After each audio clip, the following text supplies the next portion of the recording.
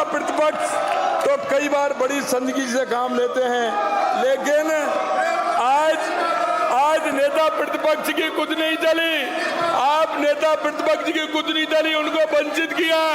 अरे इतने दबाव में तो मत आओ। इतने दबाव में जिस तरह से काम कर रहे हैं, एक किसान के बेटे को वंचित कर दिया, एक ऐसे बेटे को वंचित कर दिया जो बोलने नहीं दिया।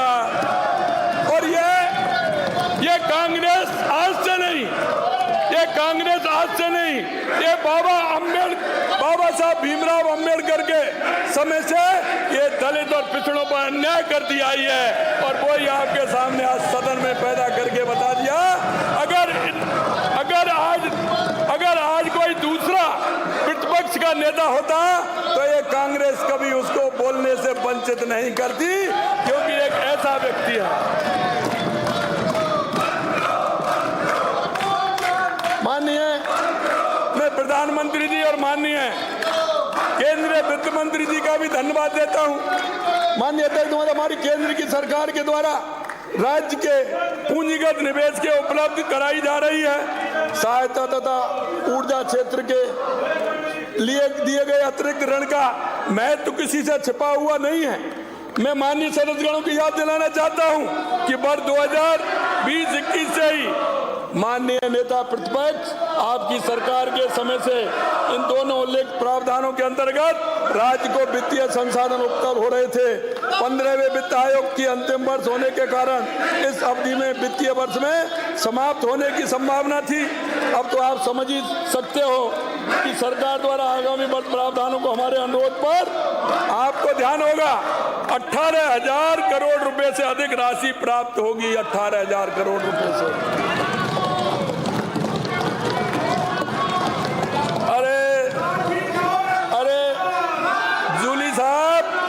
अरे नेता प्रतिपक्ष जी, आप कहां डोटासरा जी के चक्कर में आ गए? ये तो आपको क्या किसी को नहीं बोलने देंगे, ये तो किसी को भी नहीं बोलने देंगे।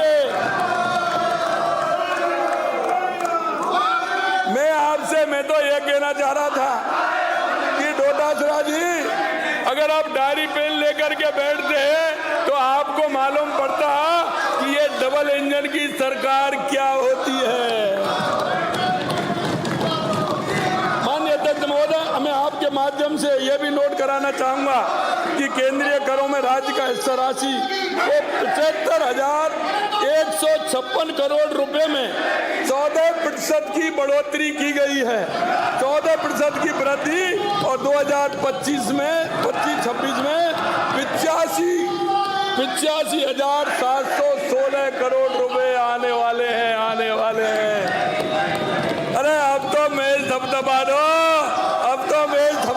डोटासरा जी, अब तो मेज धबधबा दो। मैं आपकी बात को आगे बढ़ाऊं इससे पहले दुनिया के सबसे लोकप्रिय नेता प्रधानमंत्री नरेंद्र मोदी जी को भी इस सदन के माध्यम से कोट धन्यवाद देना चाहता हूं, जिन्होंने महाकुंभ के बसंती मौसम में अपने आम बजट 2025 में ऐतिहासिक घोषणा करके बसंती मौसम को और गुलाबी कर दिया है।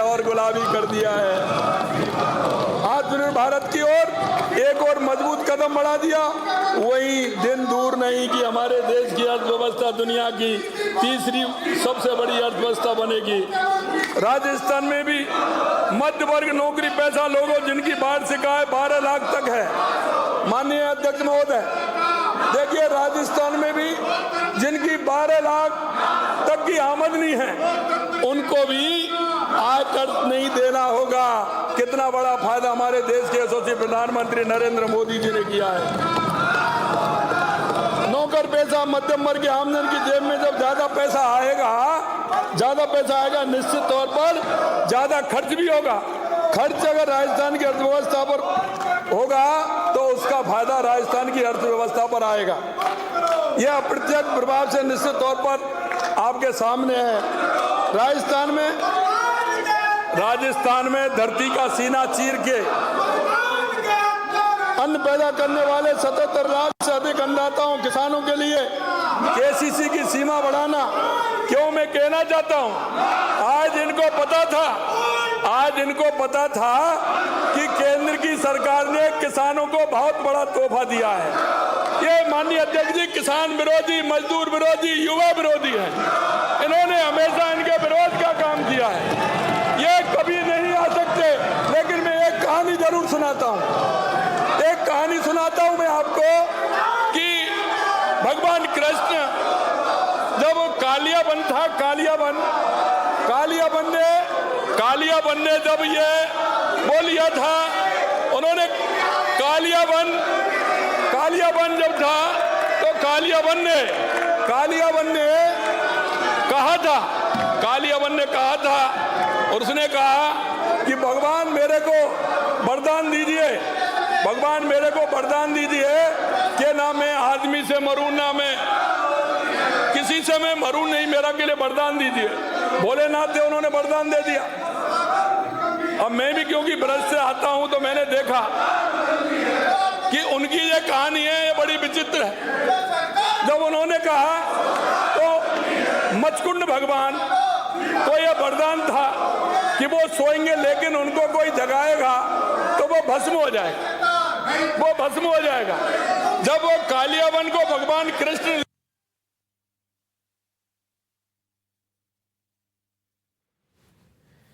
तो विधानसभा में राज्यपाल के अभिभाषण पर जवाब दे रहे हैं सीएम भजन लाल, जिस पर विपक्ष पर भी उन्होंने तमाम निशाना साधा।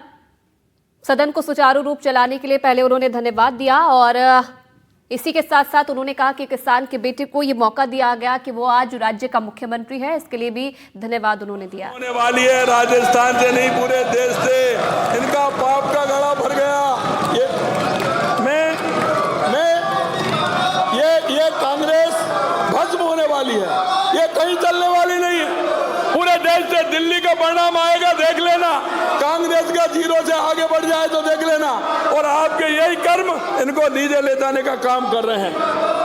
साथ ही प्रदेश में 6 लाख गिग वर्कर्स जो लंबे समय से अपने आप में असहाय जिंदगी जी रहे थे, उन्हें पंजीकृत कर पीएम जन आरोग्य योजना से जोड़ना जैसी क्रांतिकारी निर्णय भी राजस्थान के बेरोजगारों को गिग वर्क के रूप में काम कर रहा है।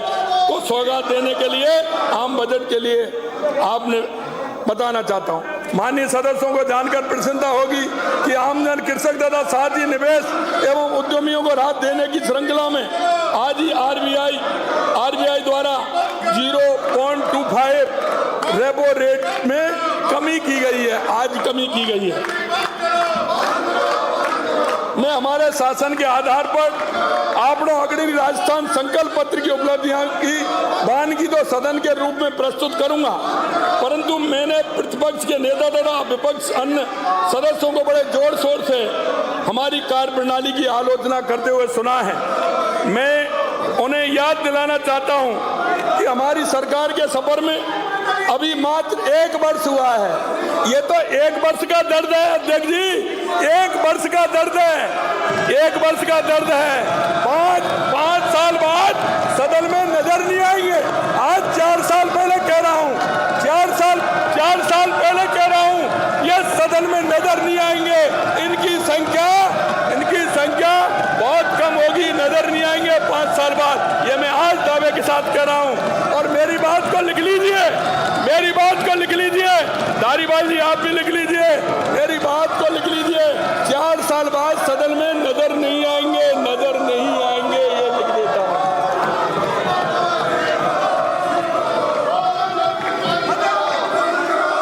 मैं याद दिलाना चाहता हूं कि हमारी सरकार के सफर अभी 1 साल का हुआ है।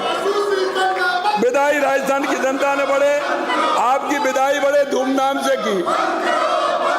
इसके कारण कई हैं, एक कारण नहीं है, 1-2 कारण और भी हैं। बड़े धूमधाम से 14 माह पूर्व हाल ही में राज्य में अलग संभागों में 7 उपचुनाव हुए थे। ये आप नहीं सुनेंगे, 7 उपचुनाव हुए माननीय अध्यक्ष जी। इनको दिखा दी, नेता प्रदेश अध्यक्ष को भी दिखा दी, नेता प्रतिपक्ष को भी दिखा दी और इनके बड़े नेता उनको भी दिखा दी। अरे कितनी सीट आई ये तो बता दो। अरे कितनी सीट आई दम भरने वाले? अगर ऐसे ही दम भरने वाले होते तो 7 में से एक सीट नहीं आती, वो भी गलती थी, एक सीट नहीं आती। मैं ये कहना चाहता हूँ, एक सीट नहीं आती। डोटासरा जी कहाँ चले गए? अभी यहीं थे। कहाँ चले गए अध्यक्ष जी? कहाँ चले गए? अभी यहीं थे, वो नजर नहीं आ रहे। उनको पता था सीटों के बारे में बात आएंगी। बड़ी बड़ी गमछा घुमा रहे थे। अरे ये तो बताओ मोरिया किसका बोला? अरे मोरिया किसका बोला ये तो बताओ भाई। ये गमछा कहाँ गया? मोरिया किसका बोला और कितनी बार बोला मोरिया?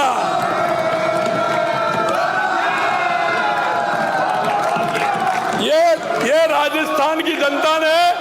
राजस्थान की जनता ने आपको आईना दिखाया है। ये पूरा आईना है, क्योंकि माननीय अध्यक्ष जी, ये एक जिले का चुनाव नहीं था। ये 6 संभागों का चुनाव था। 5 संभागों का एक अलग-अलग संभागों का चुनाव था। ये राजस्थान की जनता ने इनको आईना दिखा दिया। अगर इनको मंथन करने की आवश्यकता है तो इस बात पर है। लेकिन आज वो सुनना नहीं चाहते, क्योंकि माननीय प्रदेश अध्यक्ष कांग्रेस को सुनना पड़ता, इसलिए जूली जी को भी साइडलाइन कर दिया। मैं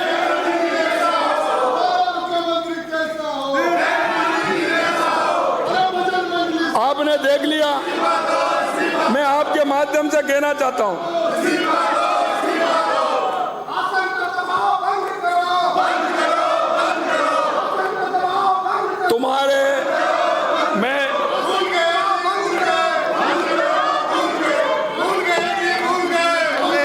शांतिपूर्वक तुम्हारे पाम के नीचे कोई जमीन नहीं।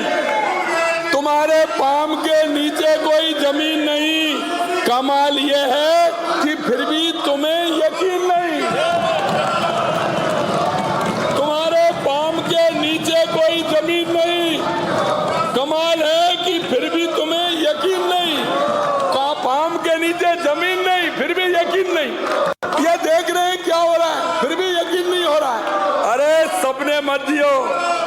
माननीय अध्यक्ष महोदय, प्रतिपक्ष के कुछ साथियों ने हमारी सरकार की घोषणाओं के पूरा होने पर संशय व्यक्त किया है।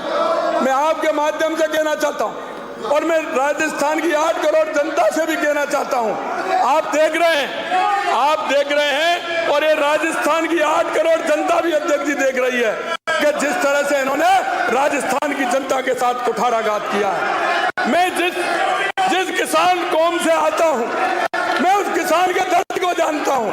इन्होंने उस किसान को 70 साल तक लूटा है, 70 साल तक। और मैं आपके माध्यम से कहना चाहता हूं, उस किसान की बात को, ये किसान का बेटा है, इस तरह से नहीं आने वाला है।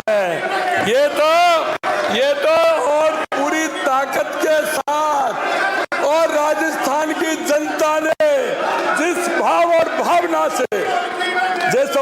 भावना से राजस्थान की जनता ने इस किसान के बेटे को किया है, मैं राजस्थान की 8 करोड़ जनता की बात को पूरा करके रहूंगा।